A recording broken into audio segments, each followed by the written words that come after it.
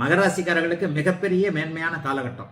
ஒரு மாசத்துக்கு உச்சகுரு அப்படியே ராசிநாதன் ரெண்டையும் பார்ப்பார். இப்படிப்படியாக நல்லா வந்துருச்சு உங்களுக்கு. ஒரு ஜென்மச்சனியில் 7.5 சனியில் ரொம்ப கஷ்டம். ஒரு 7 வருஷம் பெரிய அளவில் கஷ்டம். நிறைய பேருக்கு வந்து பொண்டாட்டியால் அப்படி இப்படின்ட்டு ஃப்ரெண்டால் சொந்தக்காரங்கனால இப்படித்தான் ஏதோ ஒரு வகையில் வண்டி ஓடிச்சு.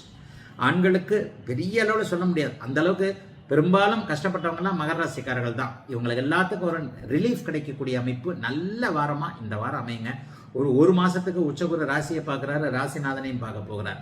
ஆக இந்த ரெண்டுமே மனசுல எங்கெங்கே இது வரைக்கும் அடிபட்டோம், எங்கெங்கே எப்படி தப்பு பண்ணோம், ஏன் இந்த அளவுக்கு நமக்கு கஷ்டப்படுற காலத்திற்கு நம்ம தானே காரணம், இது எதனால இப்படி நடந்தது, ஏன் இவரை தேவையில்லாம நம்பணும், ஏன் இந்த இடத்துல தேவையில்லாம வாய் விட்டோம், இந்த இடத்துல தேவையில்லாம எதை செஞ்சோம், ஏன் செஞ்சோம், இந்த மாதிரியான தெளிவுகள் கிடைக்கக்கூடிய அமைப்புகள் இப்போது உண்டு. கடந்த கால தப்பை இனிமே கண்டிப்பா பண்ணவே மாட்டீங்க. 40-50 வயசுக்காரங்க 30-40 வயசுக்காரங்களுக்கெல்லாம் வாழ்க்கையில பின்னாடி இருக்கக்கூடிய பிற்பகுதி வாழ்க்கை நிறைவாக இருப்பதற்கான நல்ல அம்சங்கள் உள்ள ஒரு நல்ல துவக்க வாரமாக இந்த வாரம் இருக்கும். இந்த மாசத்திலேயே இந்த வாரத்திலேயே மகர ராசிக்காரர்கள் ஓஹோன்னு கோடீஸ்வரன் ஆயிடுவீங்க அப்படி இப்படிங்கலாம் நான் சொல்ல மாட்டேன்.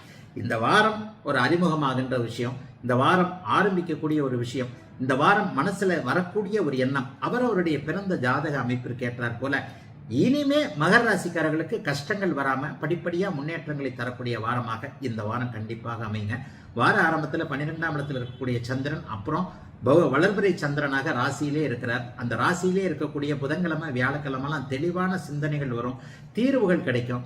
கோர்ட்டு கேஸு வழக்கு இந்த மாதிரியான விஷயங்கள் இருக்கிறவங்க எங்கெங்கே எப்படி காய் நகர்த்தினா சக்சஸ் ஆகுன்றத தெளிவாக புரிந்து கொண்டு அதற்கேற்றாற்போல் நடக்கக்கூடிய இனிய நல்ல முன்னேற்ற வாரமாக அமைந்திருக்குதுங்க மகர ராசிக்காரர்கள் எல்லோருக்குமே இந்த வாரம்.